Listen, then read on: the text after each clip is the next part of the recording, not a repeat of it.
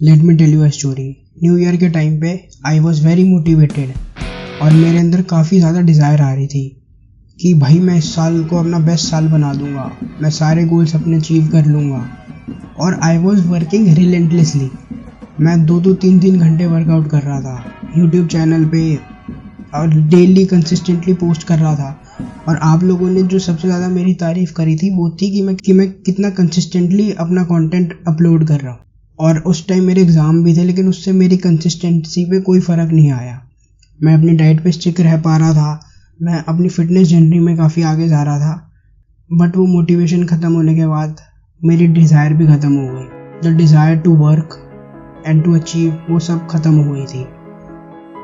और फिर वही, मैं रोज़ जिम नहीं जा रहा था, मैं अपनी डाइट से स्टिक नहीं रह पा रहा था। मैं हफ्तों में 1 या 2 वीडियोस कभी याद आ जाती तो पोस्ट कर देता था। और उसके साथ साथ जो मेरा यूट्यूब चैनल कंसिस्टेंटली ग्रो कर रहा था वो एकदम से रुक गया। और ये चीज़ मेरे को सबसे ज़्यादा इफ़ेक्ट हुई, क्योंकि मैं जब भी सुबह उठ के देखता था तो 1-2 सब्सक्राइबर रोज़ बढ़ते थे, लेकिन फॉर द फर्स्ट टाइम इतने टाइम में कोई ग्रोथ नहीं हो रही थी चैनल में। और तब मेरे को पता चला कि जो मेरी डिज़ायर थी वो ख़त्म हो गई। मोटिवेशन तो ख़त्म होनी थी, लेकिन वो डिज़ायर क्यों ख़त्म हो गई, मैं यही सोच रहा था। क्योंकि तो अभी तक तो मैंने अपना ड्रीम अचीव नहीं करा था, तो ये डिज़ायर कैसे ख़त्म हो गई। और ख़त्म हो भी गई तो मैं इसको वापस से कैसे ला सकता हूँ, क्योंकि यार काम तो करना ही है।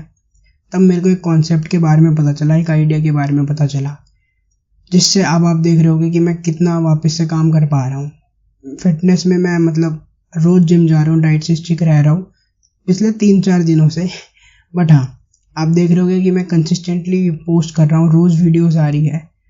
और आप देख रहे होंगे कि मैं इम्प्रूव भी कर रहा हूँ साथ साथ। तो आपके सामने ही है कि ये जो मैं बता रहा हूँ वो इफ़ेक्ट करी है चीज़, उसने मेरा फ़ायदा करा है और मैं वापस से वर्क कर पा रहा हूँ। जो फर्स्ट चीज़ जिसने मेरे को मोटिवेट करा और हेल्प करा मेरी उस डिज़ायर में टैप इन करने में, वो है पर्पस। पर्पस आपने बहुत सारे लोगों से बहुत बोरिंग सी भाषा में समझा होगा। बहुत सारे लोग कहते हैं कि पर्पस जो आप सोसाइटी के लिए करते हैं, फालतू की बड़ी बड़ी बातें। बट मेरे को कभी उन बातों से रिलेट नहीं हुआ। बट फॉर मी, मेरा पर्पस सेल्फिश हो सकता है। मेरे को वो गाड़ी चाहिए, मेरे को मनी चाहिए, मेरे को स्टेटस चाहिए, मेरे को अपना फेम चाहिए। अगर आपके ये डिज़ायर है तो हाँ ठीक है, इसको एक्नॉलेज करो और अभी के लिए इसको अपना पर्पस बना लो। हाँ, कभी बाद में बड़ी ब्रॉडर थिंकिंग आती है कि सोसाइटी के लिए कुछ करना है, तब उसको पर्पस बना लेंगे। लेकिन अभी तो हमारा ये पर्पस है, तो कोई बुरी बात नहीं है अगर आपका सेल्फिश पर्पस है, आपको फेम चाहिए तो ठीक है, कोई बात नहीं, ये अपना पर्पस बनाओ और इस पे काम करो। और एक जिस चीज़ ने मेरा ट्रेजेक्ट्री चेंज कर दी और मेरी प्रोडक्टिविटी स्काई रॉकेट कर दी, जो इस वीडियो का एक्शनेबल स्टेप भी है, वो है द वॉल ऑफ रीजंस। अब मान लेते हैं हाइपोथेटिकली आपको एक वॉल क्लाइंब करनी है बहुत लंबी। आपको उस वॉल को क्लाइंब करने के लिए बहुत ज़्यादा एफर्ट्स लगेंगे, तो आप क्यों ही करोगे वो वॉल क्लाइंब। बट मैं अगर आपको कहूँ, अगर आप ये वॉल क्लाइंब कर लो, तो वॉल क्लाइंब करते ही उस तरफ आपकी फेवरेट कार है, आपका फेवरेट घर है। सडनली आप उस वॉल को क्लाइंब कर लोगे बिना सोचे। ऐसा क्यों हुआ?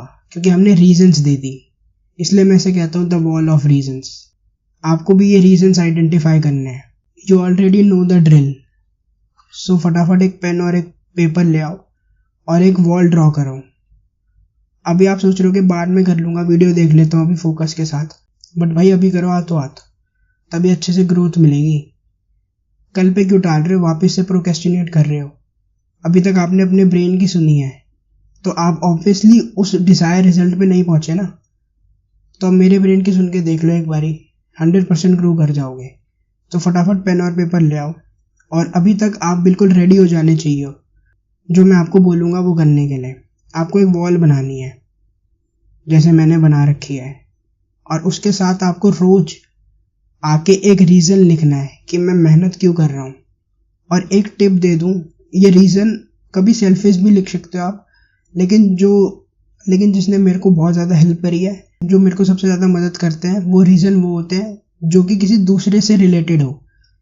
फॉर एग्ज़ाम्पल, मैं एक रीज़न लिख सकता हूँ कि मैं अपनी मम्मा को सबसे महंगा बैग दिलाऊंगा।